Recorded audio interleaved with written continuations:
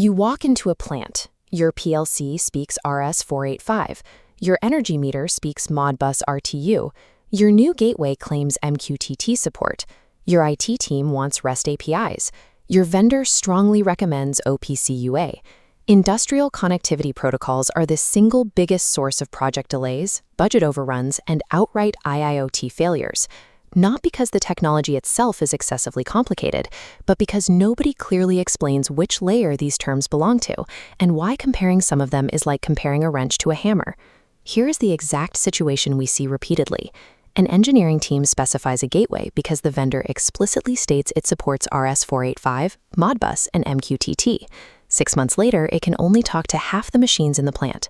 The gateway misinterprets the Modbus register map.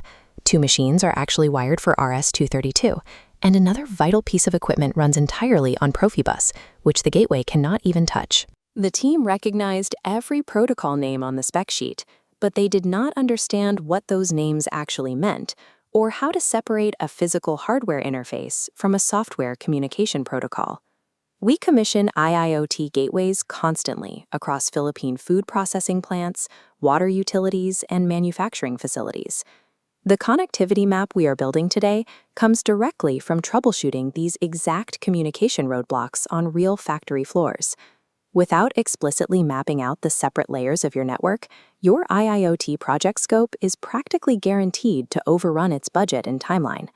Before you can compare any of these specifications, you need the mental model that makes the architecture clear. Industrial connectivity exists as a strict 3-layer stack, and these layers are not interchangeable. This diagram illustrates the foundation. The bottom layer is the physical interface. These are strictly electrical standards, like RS485 and RS232, that dictate voltage levels, cable types, and physical connectors. They contain absolutely no logic regarding how your data is structured or what it means. Above that is the middle layer, the communication protocol. This is where Modbus operates. It dictates the specific software rules for how data is packaged, addressed, and requested over that physical wire. At the top layer, we have the messaging standard. This is MQTT. It provides the high-level transport rules for routing your structured data payloads across broader networks, like Ethernet or Wi-Fi, and up into the cloud. This completely invalidates the question of RS485 versus MQTT. RS485 physically extracts data from your machine on the floor. MQTT transports that data from your gateway to your dashboard. You need both to function. They are not competing against each other horizontally. A successful architecture requires all 3 of these layers operating in a complementary vertical data flow. Let us isolate that physical layer. RS485 remains the absolute workhorse of industrial automation because it utilizes a differential electrical signal. By encoding the data as the voltage difference between 2 wires, it becomes highly resistant to the heavy electrical noise generated by VFDs, welders, and large motors. This schematic demonstrates how that noise immunity translates to physical reach. RS485 supports cable runs up to 1,200 meters. It also enables a multi-drop topology, allowing you to sequentially daisy-chain up to 32 individual devices on a single physical bus line without deploying signal repeaters. Contrast that directly with its older sibling, RS232. RS232 relies on single-ended signaling. This severely reduces its noise immunity, caps its maximum cable length at about 15 meters, and strictly limits you to a point-to-point architecture, meaning 1 device per wire. The engineering directive for new installations is absolute. Always specify RS485 over RS232. The older standard should be restricted entirely to legacy equipment that cannot be upgraded. To maintain that reliability, the physical installation must be precise. An industrial RS485 bus requires shielded twisted pair wire, with the shield grounded at one end only, and 120 ohm termination resistors at both ends to stop signal reflection. Your choice at the physical layer strictly dictates your plant layout, your cable lengths, and the baseline electrical resilience of your entire network. Moving up to layer 2, we hit Modbus. Despite being created in 1979, it is still the most widely used industrial protocol on Earth because it is completely open, requires no licensing, and is supported by nearly every manufacturer. This diagram outlines its core mechanics. Modbus operates on a strict master-slave request-response architecture. Your master device, the gateway, sends a targeted ping asking to read the values stored in a specific register address. The slave device, like your energy meter, responds with that specific numerical value. Because the protocol is separate from the physical wire, Modbus bridges multiple environments. You can run Modbus RTU over a serial RS485 line, or package the exact same semantics as Modbus TCP and run it over standard Ethernet. But its age creates massive security vulnerabilities. Modbus lacks any form of authentication or encryption.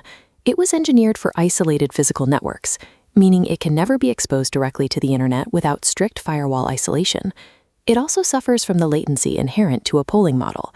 The master must constantly ask for updates. If a pressure spike occurs immediately after a poll cycle finishes, the gateway will not know until it asks again 10 seconds later, delaying critical alarms.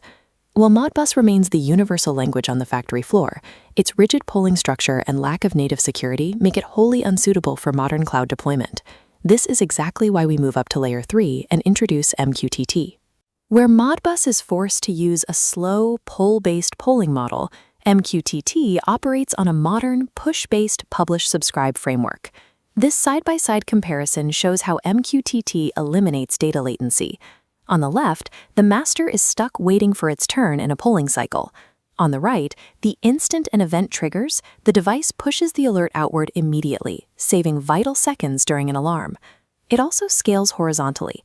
Adding 100 new publishers to an MQTT broker requires zero reconfiguration of your existing infrastructure. You do not need to manage new bus addresses or adjust polling schedules.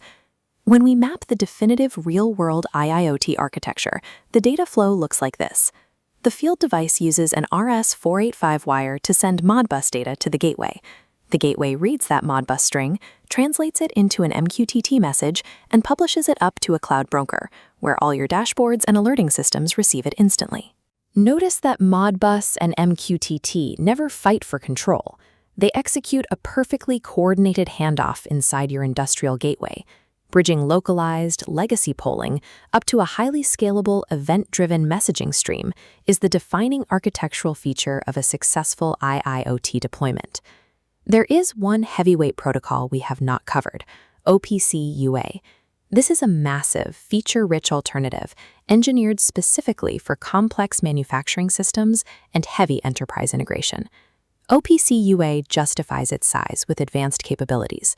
It has robust security built right into the protocol, handles complex standardized asset data models, and executes intricate bidirectional communication.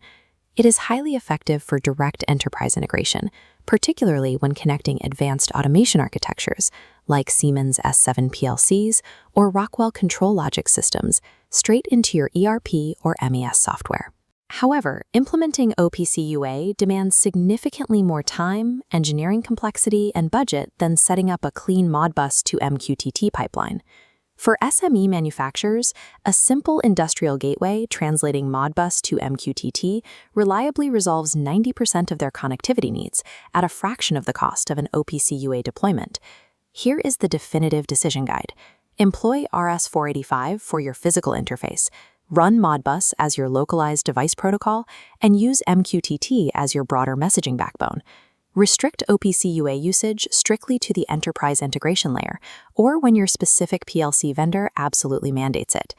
Defaulting to the leaner Modbus to MQTT stack prevents the over-engineering and budget bloat that inevitably occurs when you misapply an enterprise-grade protocol to simple field-level data extraction.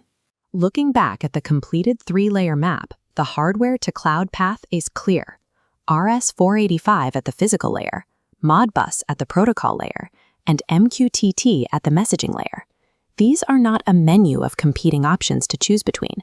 They are a single interlocking stack. Before you buy your next piece of hardware, map your three most critical data sources. Identify exactly which physical wire they require and exactly which protocol they speak. That map is the only accurate input for selecting an industrial gateway. Next week, we are diving into the unified namespace. Once you have MQTT routing your data, designing a poor topic structure up front will force you into an incredibly expensive system redesign later. we will show you how to structure it correctly from day one. The industry-wide protocol confusion ends right here.